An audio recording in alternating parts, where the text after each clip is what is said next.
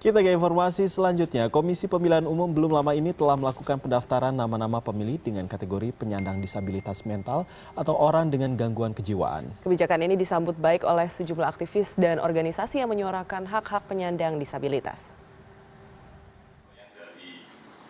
Ketua Umum Pusat.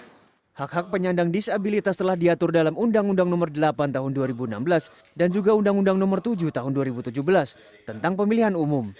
Hal ini juga diatur dalam Konvensi PBB tentang hak-hak penyandang disabilitas. Penderita gangguan kejiwaan termasuk di dalamnya.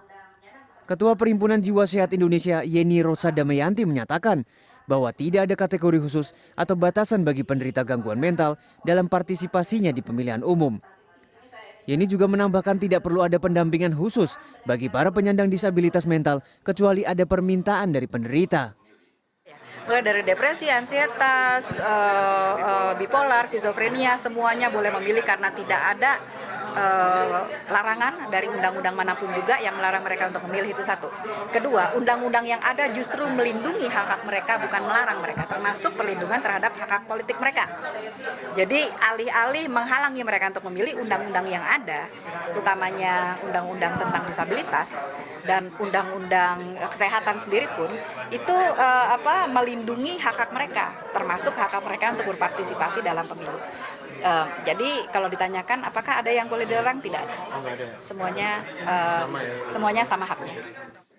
Sementara itu Ketua Jaringan Rehabilitasi Psikososial Indonesia Irmansyah menyatakan bahwa para penyandang disabilitas pada dasarnya mampu menyadari segala keputusannya sehingga tidak perlu dimintai surat keterangan sehat dari dokter oleh pihak TPS.